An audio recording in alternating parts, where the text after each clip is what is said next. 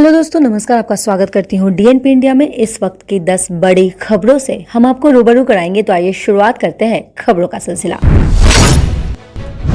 विपक्ष के रवैये को देखते हुए आज भी संसद के दोनों सदनों की कार्यवाही बाधित रहने के आसार है। पेगासस जासूसी प्रकरण की जांच कराए जाने की मांग को लेकर विपक्षी दलों ने अब तक सदन कार्यवाही नहीं चलने दी है।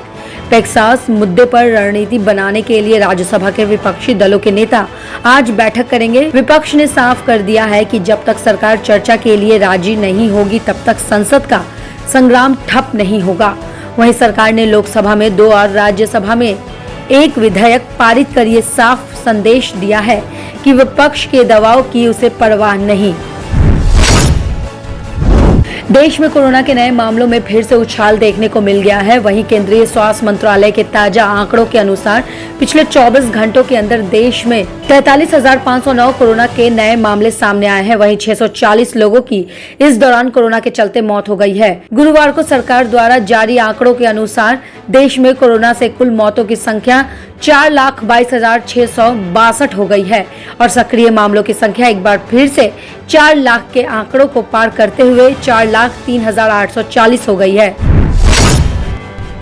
देश के ज्यादातर राज्यों में बीते कई दिनों से तेज बारिश हो रही है। पहाड़ी राज्यों से लेकर मैदानी इलाकों तक नदियों का जल स्तर बढ़ गया है। इस कारण कई राज्य बाढ़ प्रभावित हैं। भारतीय मौसम विज्ञान विभाग यानी IMD ने अगले कुछ दिनों के लिए उत्तर भारत के कई राज्यों में बारिश अलर्ट जारी किया है। मौसम विभाग के मुताबिक जम्मू कश्मीर, दिल्ली, पंजाब, हिमाचल प्रदेश, उत्तराखंड और उत्तर प्रदेश के साथ अधिकांश राज्यों में बारिश का अलर्ट है। सावन के आगमन के साथ ही शुरू हुई बारिश की झाड़ी हरियाणा में गुरुवार को सुबह को भी जारी है। बुधवार से ही हिसार, कुरुक्षेत्र, करनाल, यमुनानगर, कैथल और फतेहाबाद के साथ प्रदेश के कई जिलों में मूसलाधार बारिश के साथ ही पहाड़ी क्षेत्र में भी भारी बारिश होने से यमुना नदी उफान पर है। यमुना नदी के हथनी कुंड बैराज पर यमुना नदी से अधिकतम 1,59,000 क्यूसेक पानी का बहाव पहुंच गया है। इसमें आज और वृद्धि की संभावना है। यमुना का ये पानी 72 घंटे में दिल्ली पहुँचने का अनुमान है। असम के साथ सीमा विवाद मामले पर मिजोरम ने केंद्र से हस्तक्षेप करने की मांग की है। केंद्र के अनुरोध करते हुए मिजोरम सरकार ने बुधवार को कहा है कि असम के उपद्रवियों ने रेलवे ट्रैक हटा दिया है और राष्ट्रीय राजमार्ग यानी NH 306 को बंद कर दिया है, जिससे राज्य में परिवहन बाधित हो गया है। अपने संदेश में असम सरकार के गृह सचिव पुलाल नून माविया चुआंगो ने केंद्र सरकार से अनुरोध किया है कि मिजोरम में माल और यात्रियों की आवाजाही फिर से शुरू करने के लिए नाकाबंदी को तत्काल हटाने के लिए आवश्यक कार्रवाई की जाए। महाराष्ट्र के कैबिनेट मंत्री असलम शेख ने बुधवार को संकेत दिया है कि कोरोना वैक्सीन की दोनों खुराक ले चुके यात्रियों को 2 से 3 दिनों के भीतर उपनगरीय ट्रेन सेवाओं में यात्रा करने की अनुमति दी जा सकती है। कैबिनेट मंत्री शेख ने राज्य कैबिनेट की बैठक में कहा है कि मुंबई लोकल ट्रेन और Brihan Mumbai electric supply and transport यानी BEST बसों को पूरी तरह से वैक्सीनेशन करवा चुके व्यक्तियों के लिए खोलने पर विस्तृत चर्चा हुई।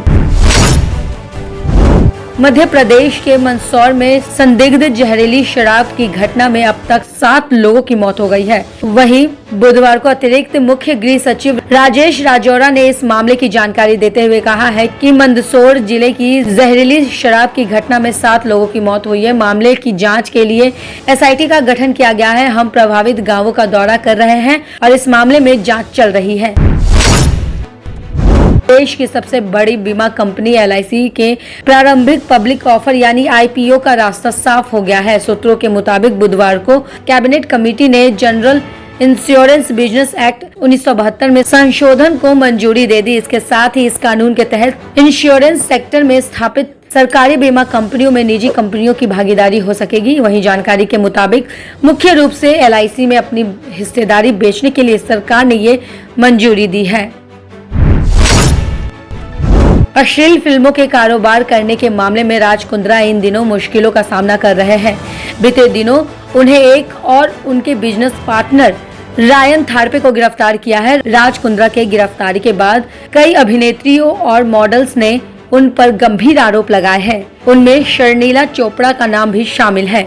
उन्होंने राज कुंद्रा पर अश्लील फिल्में बनाने को लेकर कई आरोप लगाए हैं और साथ ही साथ उन्होंने यौन पीड़ित का आरोप भी लगाया है। अमेरिका में चीन के नए राजदूत के तौर पर किन गांग की नियुक्ति हुई है, जो बुधवार को अपना कार्यभार संभालने के लिए वॉशिंगटन पहुंच गए हैं। वहां पहुंचने के बाद मीडिया से मुखातिब होकर उन्होंने कहा कि अमेरिका चीन रिश्तों का दरवाजा पहले से ही खुला है और आगे भी खुला रहेगा। ये बंद नहीं हो सकता। ये दुनिया का ट्रेंड है, समय की मांग है और लोगों की चाहत है। उन्होंने इस बात का भी जिक्र किया है कि द्विपक्षीय संबंधों का अभी नया पड़ाव है जो चुनौतियों का सामना कर रहा है। खबरों की और जानकारी के लिए देखते रहिए DNP इंडिया। तब तक के लिए नमस्कार।